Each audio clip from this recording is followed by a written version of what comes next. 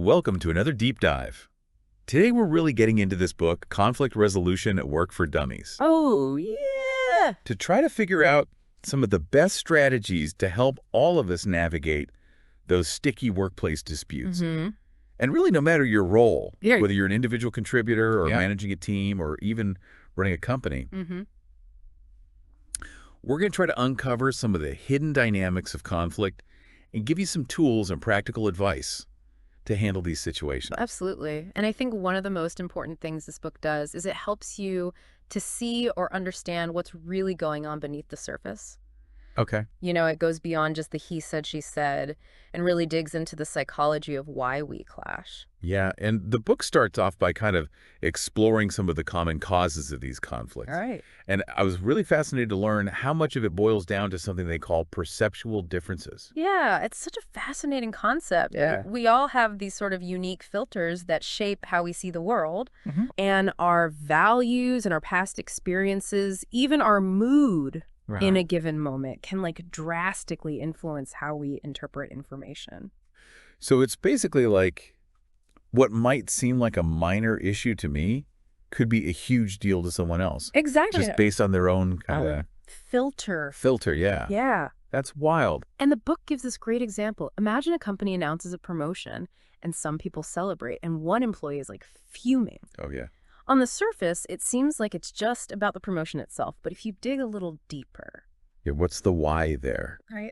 Like, what are they really upset about? Exactly. Yeah, and you might find that this person values fairness above all else, and maybe they felt overlooked in the past, and now this promotion feels like, oh, this is confirming all my fears. Exactly. And that's the kind of insight that can totally transform how we approach conflict resolution. Okay. It's not about just smoothing things over, but it's really about understanding the underlying emotional needs that are driving each person's reactions. Right, because it's not always rational. Not always rational. Yeah. And the book lists out all these values. Yeah.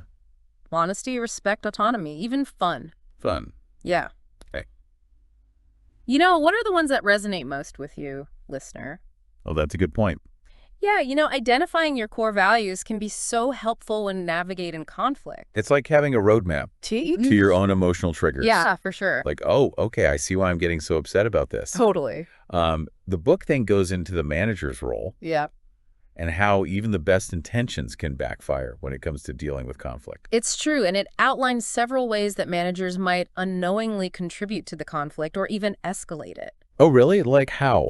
Well, for example, dismissing an employee's concerns Okay. can make them feel unheard and unimportant. Yeah, like you're not even acknowledging. Not even acknowledging it. Yeah. Or let's say a manager always sides with a particular employee, even if they're in the wrong. Ooh, that's going to breed resentment. Exactly. Yeah. It's like, okay, is there even any fairness here? Yeah, exactly. The book highlights the need for managers to be proactive, Okay. to foster open communication, set clear expectations, and most importantly, cultivate this sense of trust within the team. And the book also talked about how a manager's own anxieties can also play a role in conflict. Oh, absolutely. Like how, Well, have you ever had a boss who micromanaged every little thing? I plead the fifth. Yeah, so the book reveals that this often stems from the manager's own insecurity, Really? creating this self-fulfilling prophecy of distrust. Oh, so it's like the manager is so anxious, so they micromanage, and then the employees feel like, oh, they don't trust me. Yeah. So then they act in a way that confirms that distrust. It becomes this vicious cycle. So instead of constantly hovering, Right. what does the book suggest managers do? The book suggests managers empower their employees to handle things whenever possible. Okay. You know, because it not only builds trust, but it also develops those employees' own conflict resolution skills. Right. And that creates a more resilient and self-sufficient team. That makes sense. Yeah, it's a win-win. So what happens when conflict does arise? Yeah, that's the big question. The book lays out this step-by-step mediation process, which we won't bore you with here, Right. but it's packed with practical tips that go beyond the usual active listening advice. One of the key takeaways is this idea of focusing on interests rather than positions. Oh, that's so important. Yeah, could you unpack that a little bit? Yeah, so it's about understanding the underlying needs and desires driving each person's stance. Okay. So imagine an employee demanding a raise. Okay. Their position is, I need more money. Right. But their interests might be, I'm seeking recognition for my hard work. Okay. Or I feel like my skills are undervalued. So it's about figuring out the why behind the what. Exactly. So addressing that deeper need could lead to a solution that's more fulfilling for everyone. Right. It's not just about the money. It's about what the money represents. I love that it's about solving the root problem. Yeah. Not just the symptoms. Yeah. And the book also offers some really practical tips for those difficult conversations. Like choosing the right location. Right. Having a neutral private space can make a world of difference. Yeah, that makes sense.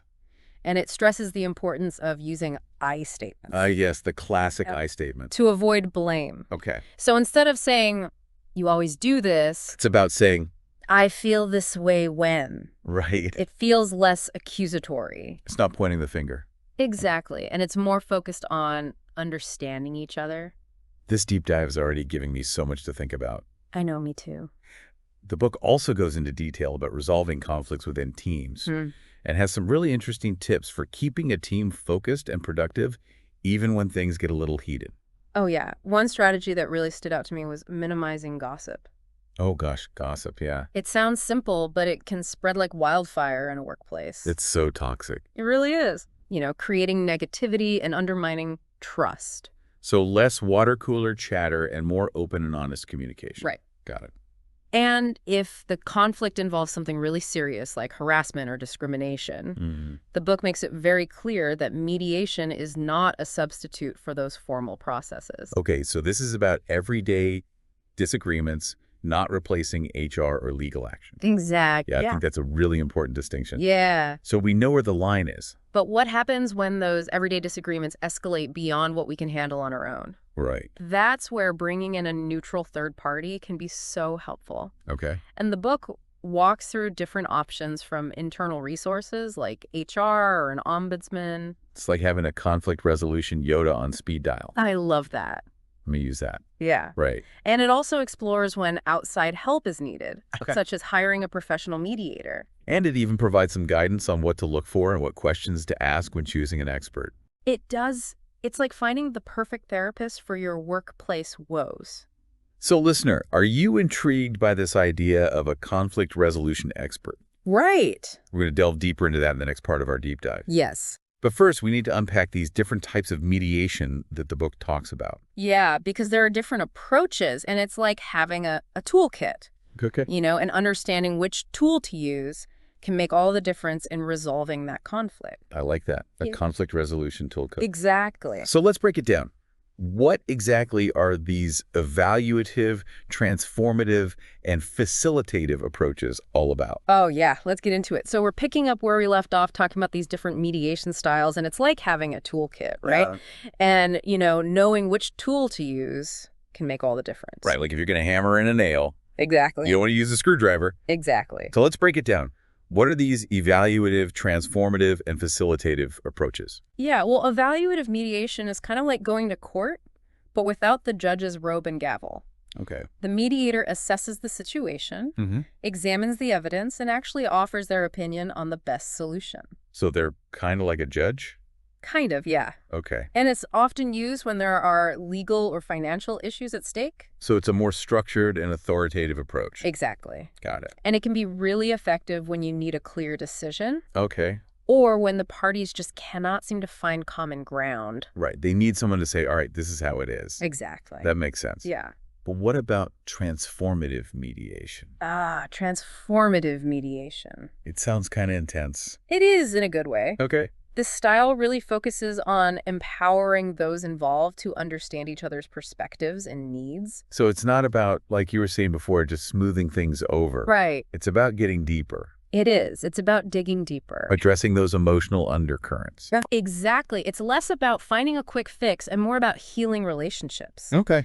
And fostering growth. So it's like conflict resolution plus therapy. It kind of is. Interesting. It helps people to communicate better, build empathy, and ultimately transform their relationship with conflict itself. Wow, that's pretty amazing. It is. Okay, so we got evaluative, we got transformative. Now what about facilitative? Okay, so facilitative mediation. This is the one I always hear about. It's probably the most common in workplace settings, and it's really all about creating a safe and neutral space for those involved to communicate openly and work towards a solution that works for everyone. So the mediator is kind of like a guide. They are. On the side. We're like a guide. Leading the conversation, but not like telling people what to do. Exactly. They help them navigate the conversation, identify common ground, and come up with some creative solutions. Oh, so they're like a conductor. I love that. Leading the orchestra to a harmonious resolution. That's a perfect analogy. Right, I'm going to keep using these. Please do. Yeah, the facilitative mediator is not there to impose their opinions. Right. It's to help the parties find their own path. Exactly. Their own path to resolution. This is all so fascinating. It's cool, right? It really is. It's like learning a whole new language is. Of conflict resolution. Yeah, and I think it's important to remember these styles aren't mutually exclusive. What do you mean?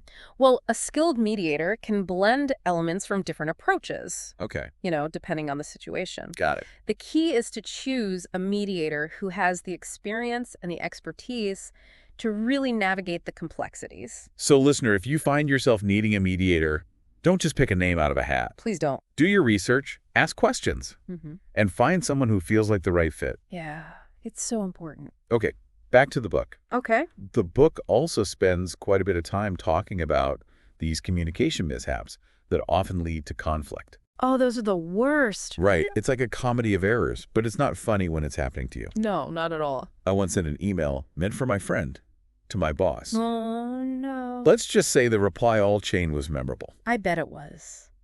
But the book really digs deeper into those nuances of language and how even simple words can be interpreted in totally different ways. Oh, it's so true. Like how casual Friday can mean anything from jeans and a t-shirt to a full-on tuxedo depending on your office culture. Exactly. Or as soon as possible. Oh, yeah. Means something different to everyone. So the book is really highlighting how important it is to be specific. Yes. And avoid vague language. Yes, avoid those vague terms. Okay, so like instead of saying as soon as possible, give a deadline. Exactly. Got it. Or instead of saying let's circle back later. Right. Schedule a specific time. Okay, that makes sense. Because otherwise it just creates confusion. Yeah, and unmet expectations. Right, which can then lead to resentment and conflict. It's a good reminder that clear communication is essential. Essential in any workplace. But especially when emotions are running high. Oh, absolutely. Because we're not always thinking clearly. No, we're not. And it's not just about what we say. Okay. It's also about how we say it. Oh, you mean like our tone of voice? Yeah, and body language. Right? Like rolling your eyes in a meeting can speak volumes. It really can, even if you don't utter a word. Even if you're like, uh-huh. Exactly. But in your head, you're like, yeah, right? Yeah, exactly. So the book is encouraging us to be more mindful of these nonverbal signals. Be mindful. Both the ones we're sending and the ones we're receiving. Right. It's a two-way street. We need to be mindful speakers and active listeners. Exactly. And sometimes silence can be just as powerful. Oh, that's interesting. Knowing when to pause and truly listen can be so effective.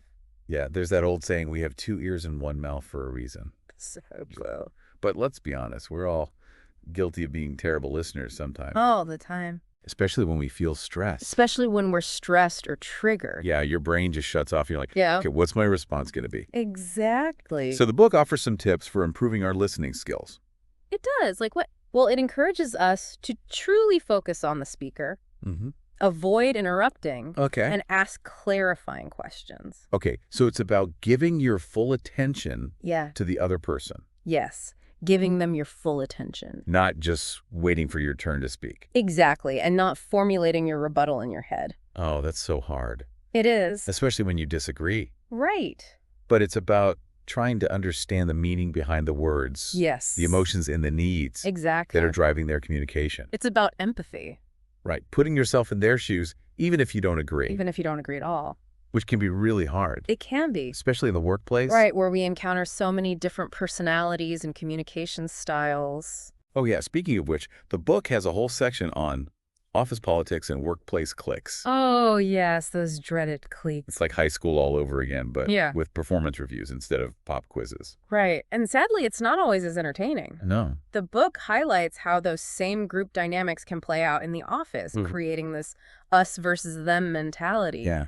which can lead to exclusion, gossip, bullying, all sorts of bad stuff. Yeah, it's like a popularity contest on steroids. It really is. And it's not conducive to a positive or productive work environment. No, it's not. Okay, so what's the antidote to that? Well, managers have a really crucial role to play here. Okay. They need to recognize these dynamics and take steps to foster a more inclusive and collaborative environment. So it's about leading by example. It is. Treating everyone with respect. And addressing those instances of exclusion or bullying. Address them head on. Head on. Ah. Okay. Yeah. So create a culture of fairness and respect where everyone feels valued. Yep. Got it. That's a workplace I would want to be a part of. I too. But even the most positive, inclusive environment, there's one thing that's bound to trigger conflict. Change. No. Change the one constant. Right. It's inevitable. It's necessary. But for a lot of us, it's super unsettling. It is. And the book explores how change can really impact a workplace. Okay. From company mergers to new management. Right. And it offers some strategies for managing those transitions effectively. So whether it's a company-wide reorg or just a new software system, change is going to create some ripples. Absolutely. And the book emphasizes clear and consistent communication during these times of change. So people need to know what's happening. They need to know what's happening, why it's happening, and how it's going to affect them personally. So it's about reducing that fear of the unknown. Yes, reducing that uncertainty, which can lead to anxiety and resistance. Yeah, nobody likes to feel like they don't know what's going on. Right. So it's not just about like one big announcement. No, it's about ongoing communication.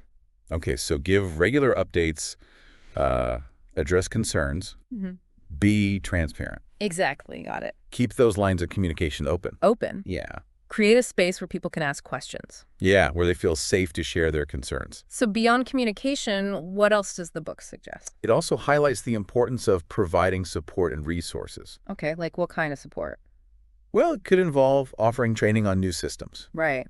Creating opportunities for feedback, or simply just being there to listen. Okay, just having that open door. Having that open door. To hear people's concerns. Yeah, to listen to their anxieties and frustrations. It's like being a change management therapist. It kind of is. Helping people through... It's an emotional roller coaster. Of change. Yeah. Okay, so patience is key for both managers and employees. Patience is key. And the book reminds us that even amidst all this chaos, there are things we can control. There are focus on what you can influence. Rather than getting bogged down in the things you can't. So choose your battles wisely. Choose your battles. Got it. It's about finding that sense of agency. Even when everything around you feels like it's in flux. And remembering that change, while often challenging, can also be an opportunity for growth and improvement. It's a chance to learn new things. It is. Expand your horizons. Yeah. And contribute to that evolution. And speaking of things we can and can't control, one of the most fascinating parts of this book is its exploration of power dynamics in the workplace. Oh, yes, those invisible forces. The invisible forces. That can make or break careers. Right, spark alliances. And fuel all those juicy office gossip sessions. Oh, yes. Remember Bob from accounting? Oh, Bob, a classic example of someone trying to exert power, but not very effectively. Okay, so the book is saying that power isn't just about who has the corner office or the biggest paycheck. Exactly. It's so much more than that. Oh, interesting. Like what? Well, power can manifest in all sorts of ways, from expertise and knowledge to social connections and even just charisma. So it's like having a secret decoder ring for office politics. I love that. Figuring out who has the power and where it comes from. Exactly. And the book encourages us to be aware of these different forms of power and how they influence our interactions. So how do we use this newfound awareness to our advantage? Well, the book emphasizes that power isn't inherently good or bad. It's how we use it. So use your power responsibly, ethically, in a way that benefits you and others. So less Bob from accounting and more someone who uses their influence for good. Exactly. Someone who champions their team, advocates for positive change, and creates a more inclusive environment. Okay, that's a leader I can get behind. For sure. But beyond those individual power dynamics, the book also explores how power imbalances can create like systemic issues in the workplace. So we're talking about like those ingrained patterns of behavior that can lead to discrimination. harassment, or just a culture where certain voices are silenced. Exactly. So it's like these invisible barriers that prevent some people from reaching their full potential. It is, and it's often not about explicit rules or policies. Yeah, it's just like how things are done. It's the culture. Yeah.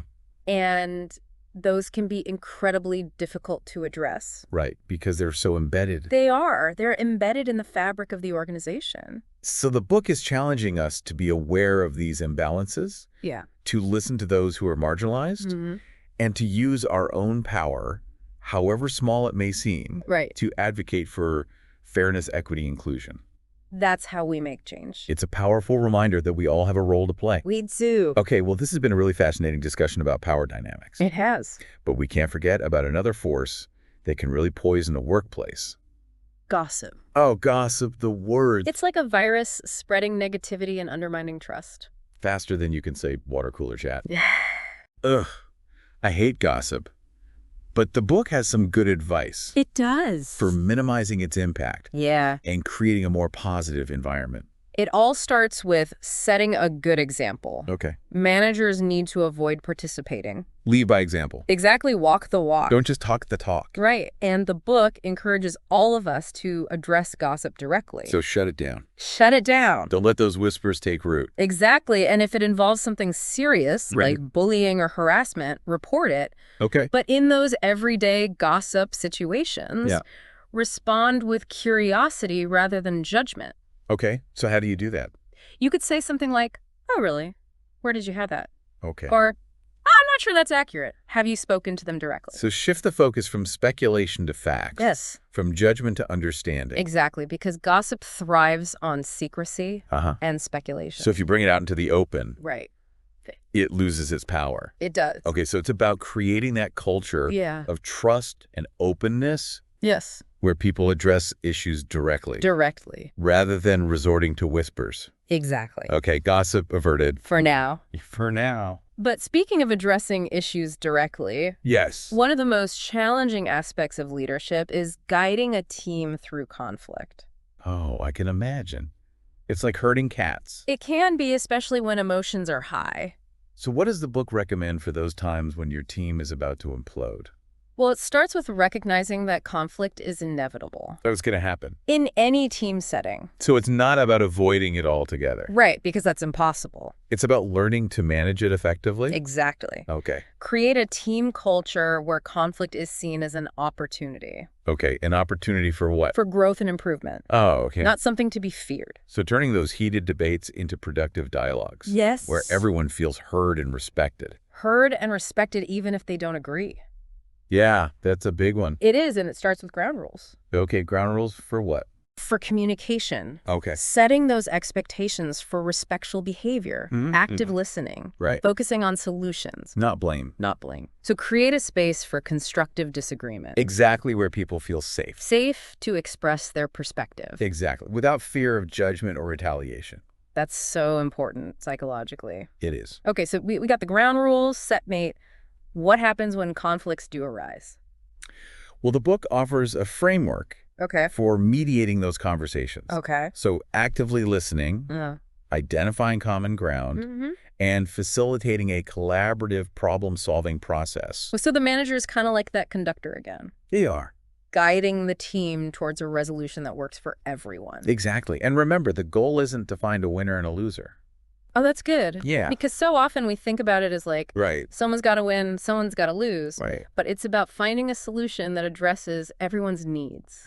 As much as possible. As much as possible. Yeah, because it's not always going to be perfect. It's not going to be perfect. So it's about finding that win-win scenario. Yes. Where the team emerges stronger. Stronger and more united. Even after a disagreement. Even after a disagreement.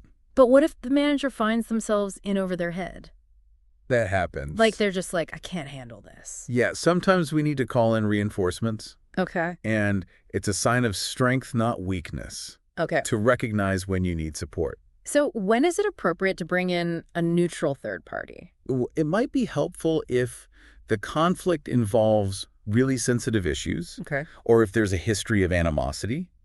Or if the manager just feels unequipped. Okay, so it's like calling in the conflict resolution cavalry. Exactly. But who are these mysterious mediators? They can be anyone from an HR rep to a professional mediator. Okay. And the book offers guidance on how to choose the right person. Oh, good. Yeah, emphasizing experience neutrality and a style that fits with your workplace. So it's like finding the perfect conflict therapist for your team. Exactly. Someone to guide you through those choppy waters. This deep dive is really making me think about how my own company handles conflict. Oh, yeah. We have a policy, but it's pretty vague, and no one really refers to it. That's actually pretty common. It is. But this book advocates for creating a more formal system. Okay. Not just a policy that gathers dust, Right. but a robust system. Okay, so it's not just about having the rule book. Right. It's about creating the whole infrastructure. It is. Okay, so what does that look like in practice? Well, it starts with conducting a needs assessment. Okay, a needs assessment for conflict. Yeah. Okay. So what types of conflicts usually come up? Okay. What are the existing channels for resolving them? What are the pain points? So it's like doing a conflict audit. Exactly. Figuring out where the system's breaking down. Where are the cracks? And then once you have a clear understanding of the needs, you can design a system that addresses those challenges. Right. So this could involve establishing procedures for reporting conflict, providing training. Training on what? On communication and mediation skills. Okay. And maybe even creating a roster of trained mediators. So you have people ready to go. People ready to go. But wouldn't all of this be really time-consuming and expensive? It can be an investment. Yeah. But the book argues that the costs of not addressing conflict are far greater.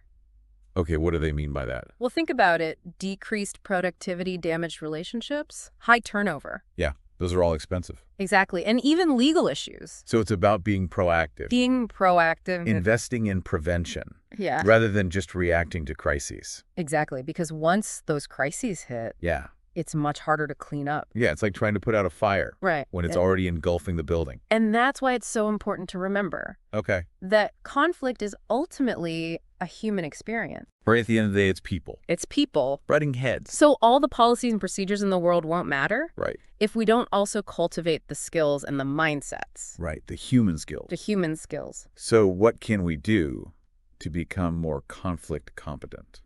That's a great question, and that's what we're going to explore in the final part of our deep dive. I'm excited to hear this. Me too.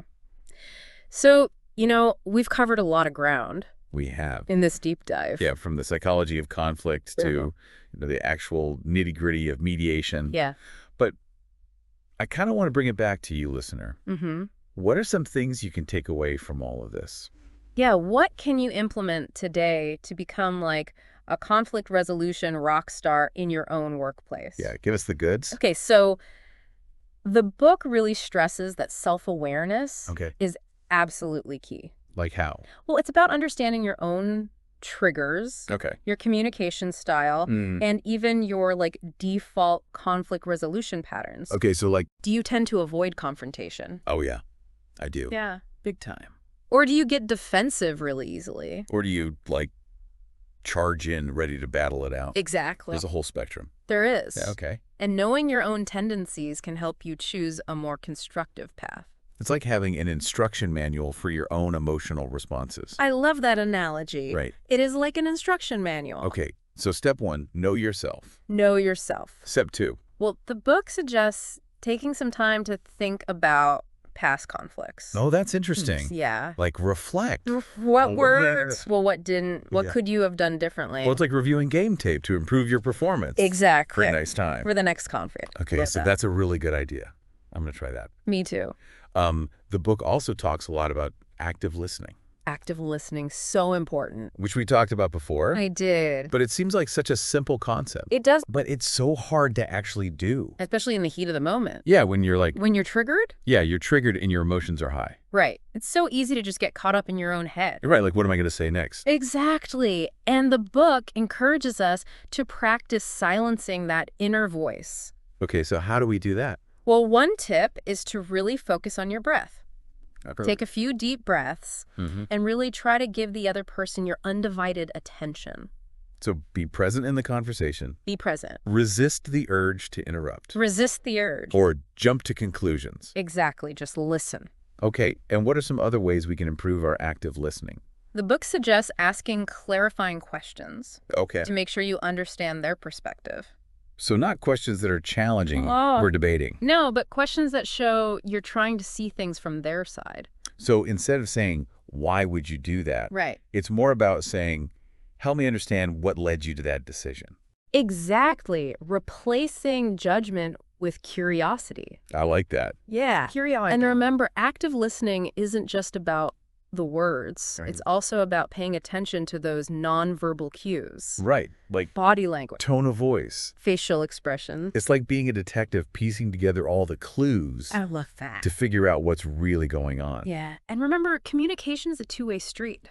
It is. It's important to express your own perspective clearly and assertively. Right. You can't just be silent, Right, you got to speak up. but respectfully. Respectfully, yes. So the book recommends using I statements Yes, I statements. to avoid blame Avoid blame. and focus on your own experience. Exactly. So instead of saying, you always interrupt me. Right, which feels very accusatory.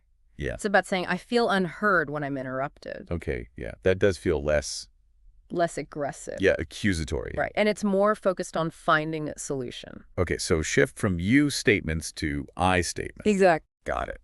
And sometimes, despite our best efforts to communicate, Right. conflict can reach an impasse. Yeah. You're just like stuck. Stuck, and that's where compromise comes in. Okay. Compromise. Yeah. What does the book say about that? Well, it stresses that it's rare for everyone to get exactly what they want. Right. Someone's got to give a little. Exactly. And sometimes we have to let go of the need to be right. Oh, that's a hard one.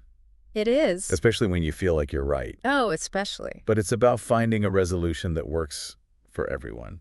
It is. It's about focusing on the bigger picture, Okay. preserving those relationships, maintaining a positive environment, Right. and ultimately achieving those shared goals. So it's about choosing your battles wisely. Yes. Not every disagreement needs a full-blown showdown. Absolutely. And the book even suggests making a list. Okay, a list of... Your non-negotiables. Oh, that's interesting. So the things you're not willing to budge on. The things you're absolutely not willing to compromise on. That's a good idea. Yeah, it can help you to stay grounded during those heated moments. But I think it's also important to remember that conflict isn't always a negative thing. Oh, absolutely. It can be a catalyst for growth It can. and innovation. Right. It helps us identify those blind spots. Right, challenge assumptions and come up with new solutions. Exactly. So reframe conflict as an opportunity, Ooh, not something to be feared. I like that. Yeah. Embrace those disagreements That's a chance to grow. to improve communication, Yeah. strengthen relationships, Okay. and create a more dynamic and productive workplace. So listener, next time you're facing a workplace conflict, Mm-hmm. take a deep breath. Yeah. Remember all these tools we talked about? The tools are there. Approach the situation with curiosity, Curiosity, empathy, empathy, and a willingness to find a solution a willingness. that works for everyone. And remember, you don't have to do it alone. Right. Don't be afraid to reach out for help. Yeah, there's no shame in that. No shame at all. Well, we hope this deep dive into conflict resolution at work for dummies has given you some valuable insights and practical strategies Yes. for navigating those inevitable workplace disagreements. They're gonna happen. They are. But we can be prepared. We can be prepared. And hopefully, we can can be even prepared. turn those conflicts into something positive. That's the goal. That's the goal. All right. Until next time. Happy mediating. Happy mediating, everyone.